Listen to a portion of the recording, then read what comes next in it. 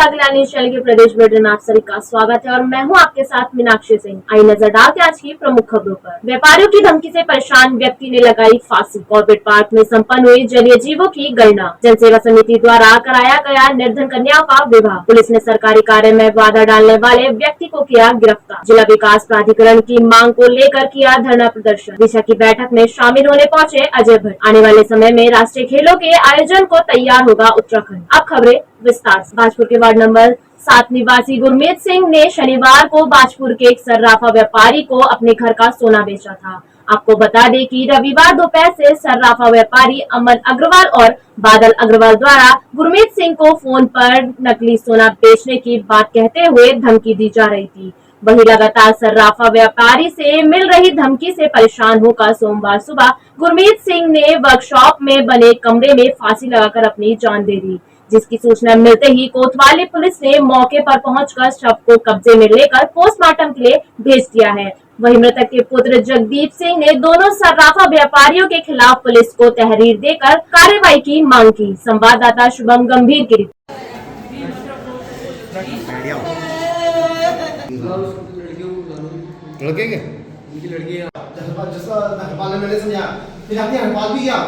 एक तहरीर दी गई है जिसमें उनके द्वारा ये बताया गया कि उनके पिता स्वर्गीय जो गुरमीत सिंह हैं, इसी 15 अप्रैल को उन्होंने उनके मां की 2 सोने की चूड़ियां लेकर के आए थे और उन्होंने उसको बेचा था। 1,00,000 रुपए इनको प्राप्त भी हुए थे। इनका कहना है कि अगले दिन जिस दुकान पे इनके द्वारा बेचा गया था, वैष्णो ज्वेलर्स पे, वहां से उनके ओनर द्वारा लगातार फोन करके ये बताया गया कि आपने हमें नकली सोना दिया है और हम आपके खिलाफ पुलिस कार्रवाई करेंगे, हम आपको जेल भेज देंगे। और बार बार फोन कर रहे थे, जैसे इनके पिताजी तनाव में आ गए और अपमान के वजह से आज उन्होंने सुसाइड कर लिया है। ऐसी वादी के द्वारा तहरीर दी गई है। हमारे द्वारा तत्काल 306 आईपीसी में मुकदमा पंजीकृत किया गया है। अब इसकी इन्वेस्टिगेशन हमारे वहाँ सक्षम सब इंस्पेक्टर को देना है। जो भी मेरिट होगा उसके हिसाब से अग्रिम कार्रवाई अमल में हम ले आएंगे। वैष्णो ज्वेलर्स के मालिक ये 2 भाई हैं जिनके विरुद्ध, जिनके नाम है अमन अग्रवाल और बादल अग्रवाल, इनके विरुद्ध मुकदमा पंजीकृत। उधम सिंह नगर लोकसभा सीट से सांसद केंद्रीय रक्षा एवं पर्यटन राज्य मंत्री अजय भट्ट दिशा की बैठक में शामिल होने पहुंचे। आपको बता दें कि जल संस्था जल निगम की आपसी लड़ाई के चलते पाइपलाइन का काम नहीं हो पा रहा था। ऐसे में केंद्र सरकार की 1 रुपए में घर घर पानी पहुंचाने की योजना का लाभ लोगों को नहीं मिल रहा है। इस दौरान लंबित पड़े कार्य को लेकर अधिकारियों से नाराजगी जताई जा रही है। संवाददाता दुर्गेश तिवारी की रिपोर्ट। मौके पे कनेक्शन आज की तारीख में भी नहीं है। आप खुले में पानी छोड़ देते हैं और उससे हमारी सड़कें टूट रही हैं। 1 मिनट, वो हमारे बड़ी अजीब चीज थी। बताइए क्या है, कौन बताएगा? निगम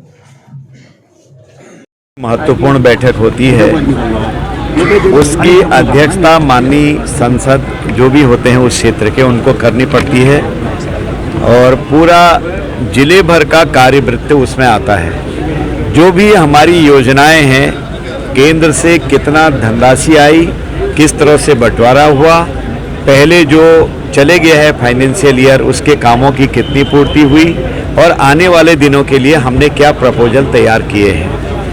तो बहुत संतोषजनक बैठक रही है। मैं समझता हूं कि सारे विभागों ने ठीक तरीके से वृत्त दिया है। कुछ जगहों पर जैसे काशीपुर में हमारे फ्लाईओवर की बात है, लंबे समय से रुका पड़ा है और बहुत बार उसमें ठेकेदार बदलने पड़ रहे हैं, कई बार उसका प्रपोजल बदलना पड़ा है। तो उनके बारे में जैसे हमने तत्काल कहा कि आज ही के दिन वहाँ पर जाके एक्शन और पुलिस के अधिकारी, एसडीएम और हमारे माननीय वहाँ उस क्षेत्र के विधायक, हमारे जिलाध्यक्ष, ये एक कंबाइंड टूर वहाँ आज कर लें, देख लें कि आखिर जो प्रोजेक्ट आज से 4-5 साल पहले शुरू हो गया तो बार बार क्यों वो जन उपयोगी क्यों नहीं बन पा रहा है। फाटक भी लगा दिया, फाटक भी बंद है, लोगों को परेशानी भी हो रही है। तो इसी टाइप के हमारे जो कार्य होते हैं उनको हम इसमें निस्तारण करते हैं। जैसे आरओबी है, यहीं पर का आरओबी एक बार कैंसिल हो गया तो दोबारा उसको हम कैसे से उठाएं, किस तरह से लें, किस तरह से हम रेलवे डिपार्टमेंट को समझाएं कि होना जरूरी है।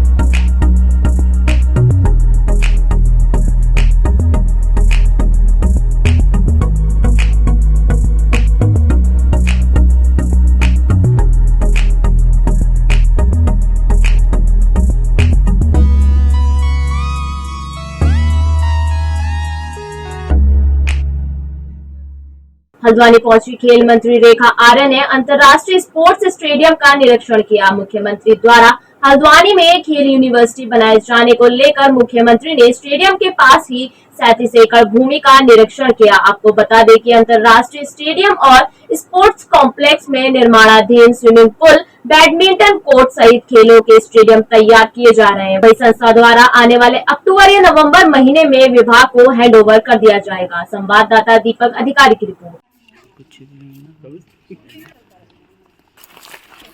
ये यहाँ तक है, इसके आगे ये जो है और चाहिए। इसमें ऐसा बंद भी नहीं लग रहा है कुछ तो। ऑडिटोरियम का सिस्टम, जो ऑडियो सिस्टम। देखिए, आज इंदिरा गांधी अंतर्राष्ट्रीय क्रिकेट स्टेडियम का निरीक्षण किया गया है और इस निरीक्षण का पर्पस ये था कि चूंकि भविष्य में इस बात से प्रस्तावित है कि हम लोग यहाँ पर खेल यूनिवर्सिटी को हम लोग खोलने जा रहे हैं। उस खेल यूनिवर्सिटी का महत्वपूर्ण हिस्सा जो है ये अंतर्राष्ट्रीय क्रिकेट स्टेडियम भी रहेगा, जिसके आगे की भूमि इस दिशा में प्रस्तावित है कि लगभग 37 एकड़ भूमि हमें यूनिवर्सिटी के लिए आवश्यक रहेगी। तो आज उसी को मैं देखने आई थी कि आखिरकार भूमि जो है क्या वन आच्छादित है या कम आच्छादित है या क्या स्थिति में है और कितने इसमें जो है हमारे को मूलभूत आवश्यकताओं को पूर्ण करने के लिए क्या क्या चीज़ें इसमें करनी होंगी। तो आज निरीक्षण किया गया और निश्चित रूप से आगे विभाग इस दिशा में गंभीर प्रयास करेगा कि शेष भूमि जो 37 एकड़ की है वह खेल विभाग के नाम आ सके, ताकि इस पे यूनिवर्सिटी हम लोग आगे आने वाले समय में खोल सके, ताकि इंदिरा गांधी क्रिकेट स्टेडियम हो या यहाँ पर बने हुए चाहे हमारे मल्टीपर्पज़ हॉल हो या बैडमिंटन हॉल हो या स्विमिंग हो या हमारा जो ऑडिटोरियम हो, ये सभी चीज़ें जो हैं जो आज संसाधन यहाँ पे जुटाए गए हैं वो आने वाले समय में भी लगातार जो है वो चलते रहे, बच्चों के उपयोग के लिए आते रहे और यहाँ से हमारे खिलाड़ी जो है सही तरीके से प्रशिक्षित होते हुए आने वाले समय में देश का और प्रदेश का नाम रोशन करें। विश्व प्रसिद्ध जिम कॉर्बेट नेशनल पार्क में बाघों की नहीं बल्कि जलीय जीवों की गणना भी की जाती है। आपको बता दें कि कॉर्बेट पार्क में चल रही जलीय जीवों की गणना संपन्न हुई। इस बार इनकी संख्या में कॉर्बेट प्रशासन ने बढ़ोतरी की उम्मीद जताई है। वहीं कॉर्बेट प्रशासन ने 2023 में 50 से ज्यादा कर्मचारियों की मदद से 3 दिनों तक इनकी गणना का कार्य किया है। संवाददाता कैलाश रियाल की रिपोर्ट।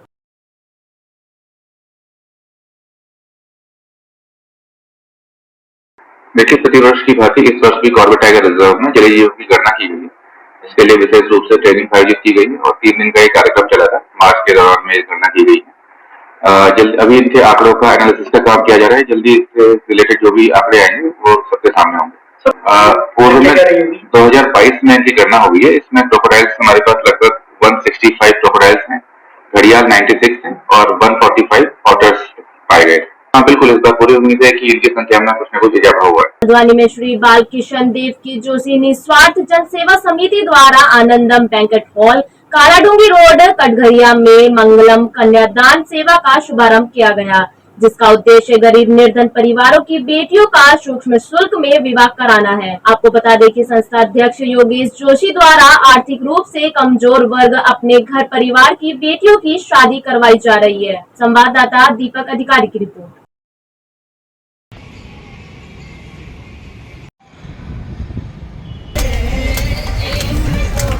आज स्वर्गीय दादा दादी और माता पिता की स्मृति में आनंदम बैंकेट हॉल नामक जो यह बारात घर है, हमने जो गरीब कन्याएं हैं, निर्धन परिवार, उनकी बेटियों की सूक्ष्म एक जो शुल्क लिया जाएगा उसमें हम उनको मुहैया कराएंगे और ऐसे जो भी परिवार होंगे हमारी संस्था द्वारा उन गरीब परिवार, निर्धन परिवारों की बेटियों की सीमित एक जो हम शुल्क लेंगे उसमें विवाह किया जाएगा।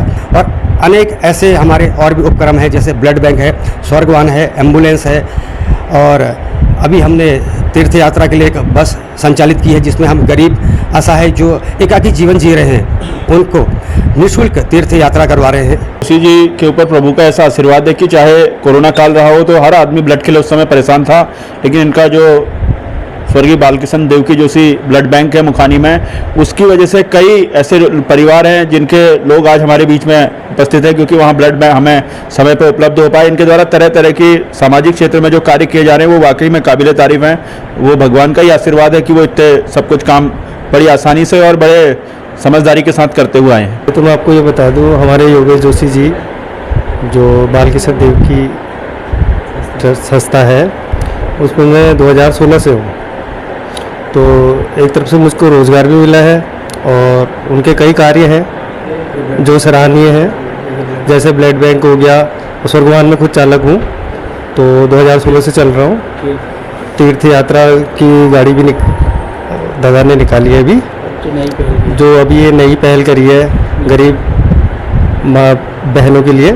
तो ऐसे सराहनीय कार्य है, ऐसे कई अच्छे कार्य दादा ने करे हैं जो अभी गुप्त भी है, सबके सामने नहीं है।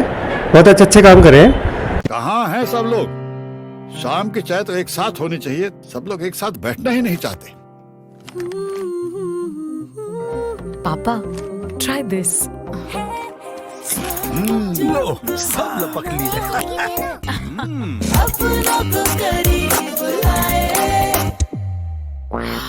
ये क्या हाल कर दिया है रूम का? बस कल से चाय? कल से चाय मेरे रूम में। देवरपन नमकीन। अपनों को करीब। अल्मोड़ा में दनिया थाना पुलिस को दहेज उत्पीड़न का मामला सामने आया था। आपको बता दें कि आरोपी के खिलाफ उसकी पत्नी द्वारा महिला थाना अल्मोड़ा में मारपीट व दहेज उत्पीड़न का मामला दर्ज किया गया था, जिसके चलते पुलिस ने मामले की जांच हेतु आरोपी के घर की तलाशी ली, जिस दौरान पुलिस के साथ गलत व्यवहार किया गया। वहीं पुलिस ने अभियुक्त को गिरफ्तार करते हुए मामले की जांच शुरू कर दी है। संवाददाता हेमंत मेहरा की रिपोर्ट।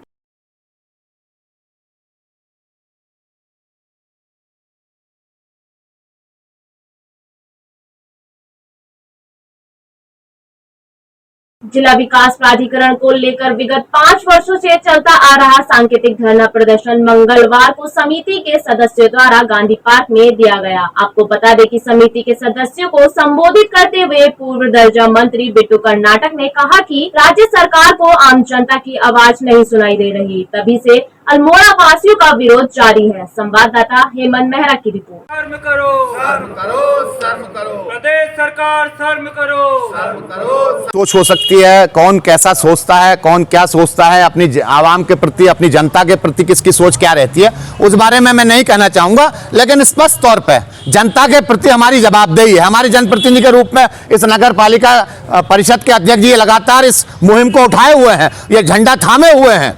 इस अवस्था में भी लगातार उनके द्वारा यह आवाज को उठाया जा रहा है। हर क्षेत्र में जाकर जहां भी कोई सरकार के प्रतिनिधि आते हैं, माननीय अध्यक्ष जी, चाहे देहरादून जाना हो, चाहे कहीं भी जाना हो, मुख्यमंत्री जी आए या कोई अधिकारी आए, उन तक अपनी आवाज को पहुंचाने का काम करते हैं। उन्हीं के द्वारा अलग जगाई गई है। लेकिन मेरा मानना है सबको मिलकर, ये पार्टी दलगत राजनीति से ऊपर उठकर हमें सोचना होगा। अपने क्षेत्र के विकास के लिए हमें सबको मिलकर आगे आना होगा, तभी हम अपने क्षेत्र का विकास कर सकते हैं। नहीं तो आप देखिए जिस तरीके से ये ऐतिहासिक नगरी है, ये सांस्कृतिक नगरी है, कैसी अव्यवस्थाएं यहाँ हो गई है, कैसी ट्रैफिक की व्यवस्था है, कैसी स्वास्थ्य की व्यवस्था है, कैसी हमारी शिक्षा की व्यवस्था है, पेयजल की व्यवस्था है। आज अगर हम लोग मिलकर अपने क्षेत्र की बात को नहीं करेंगे तो आज फिर से वही स्थिति आ जाएगी। हम उत्तर प्रदेश के जमाने में कनिस्टर पानी खरीदा करते थे, ये स्थिति थी, इसीलिए राज्य को अलग किया गया।